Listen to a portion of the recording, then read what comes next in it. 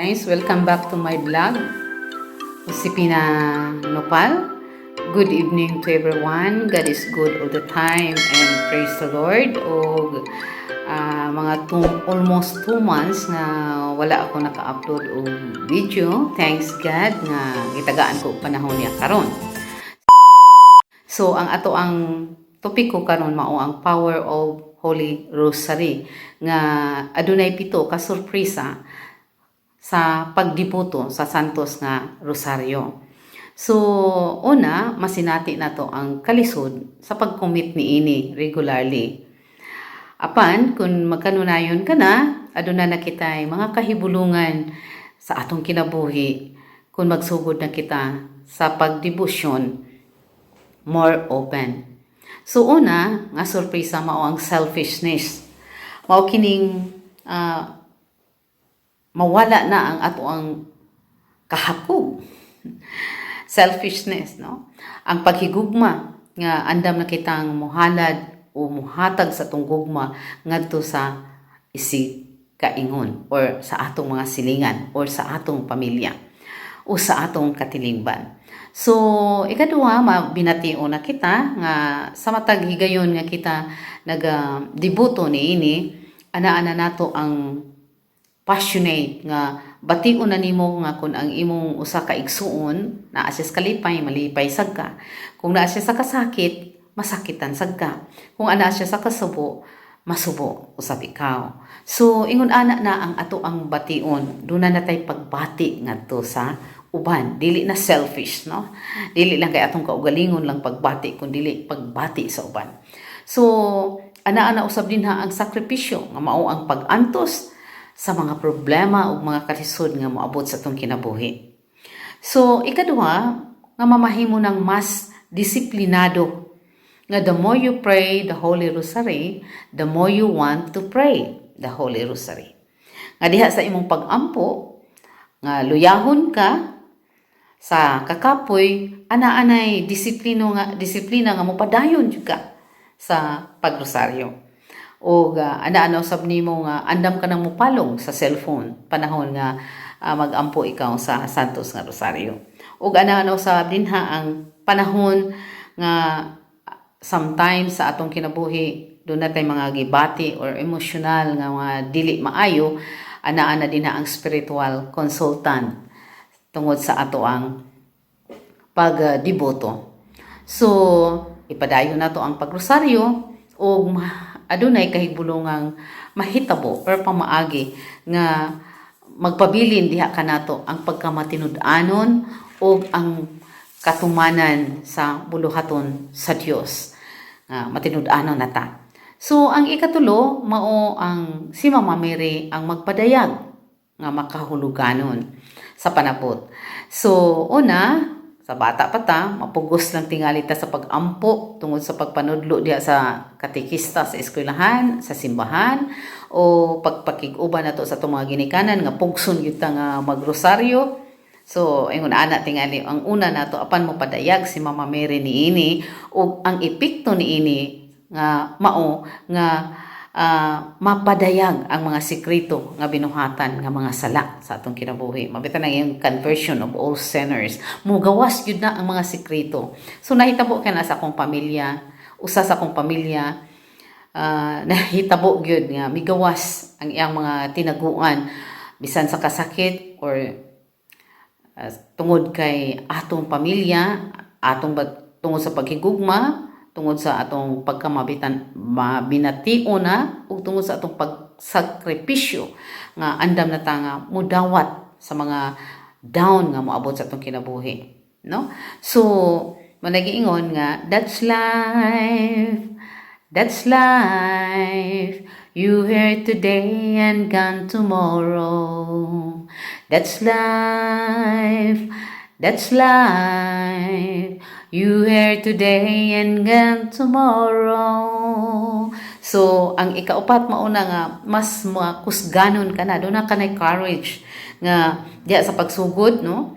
Nga ana ka na pagsalig sa imong kinabuhi. Nga gisalig na nimo ang imong kinabuhi ngadto sa Dios.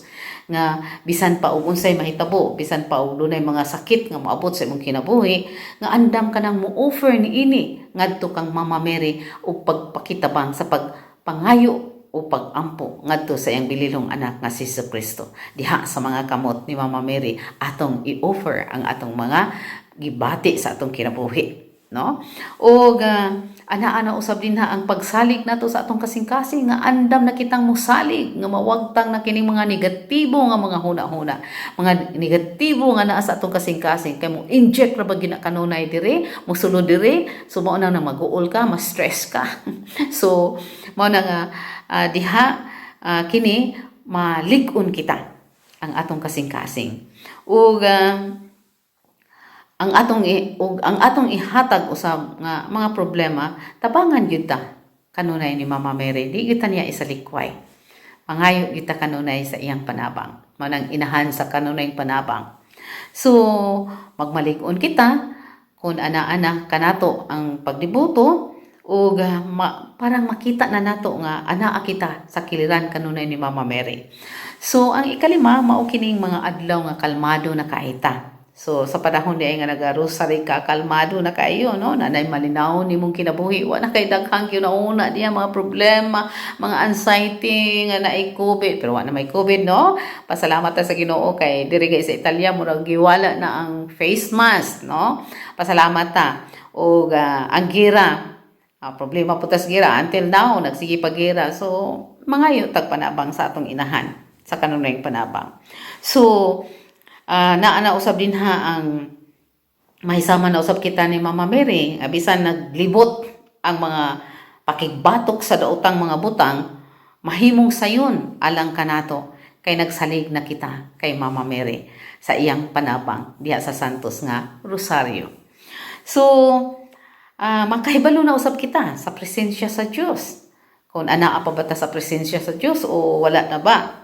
O dinha na usab sa pag-ampo nato sa Santos nga Rosario, mga wagtang o dili mawagtang ang mga kasakit o mga problema sa atong kinabuhi apan, pero makahatag kinig kalig-on o armas sa pakig-away niini, sa pakig-asdang sa mga problema nga moabot sa atong kinabuhi. Di gyud nato kalikayan, naagyod ang mga problema.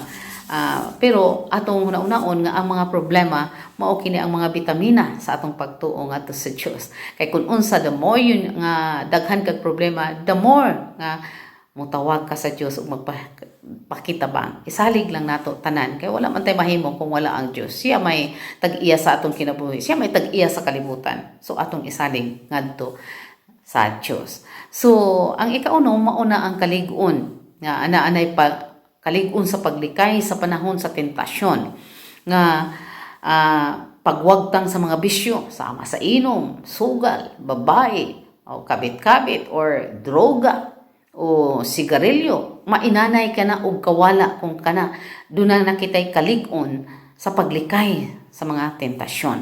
Pinaagi sa pag-devote sa Holy Rosary. So makaminos ang atong mga buhat nga sala, magkahinay kay mapakgang na ta, no? Kanunay. O sa atong pagkapildi sa mga patuo-tuo nato, naagyo na daghang mga sayop ng pagtuo, no? Example lang, dili ta maligo kung naipatay.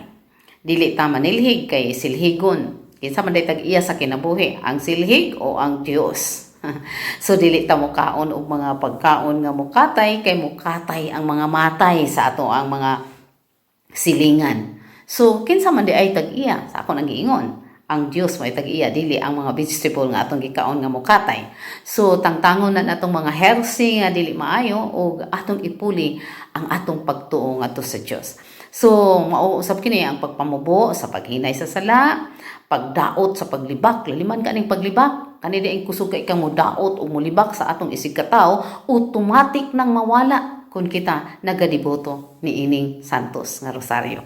So dinha nato makita sa atong kinabuhi nga pinaagi sa pagpaambit nga paglantaw nga uban na ang Dios, nga sa atong journey nining kalibutan na uban na ang Ginoo.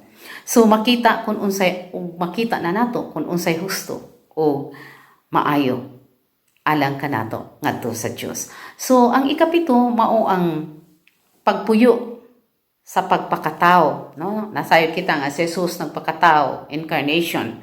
So nagpakatao siya tungod siya ang gugma alang kanatong tanan sa pagpasaylo sa atong mga sala. So kita usab nakaambit ti ini nga andam usab kitang mahigugma ngadto sa uban. So kini mao ang pito ka mga sorpresa nga kun kita magapadayon sa pagdibuto sa Santos nga Rosaryo. Mao kini ang power of the Holy Rosary. So giawhag na to ang tanan nga kung atong iampo or magampo kita kanunay sa Santos nga Rosaryo alang sa kalinaw sa tibuok kalibutan. O maayong gabi, ug daghan kay salamat ug ayaw kamo kalimot sa pag-subscribe sa atong YouTube channel.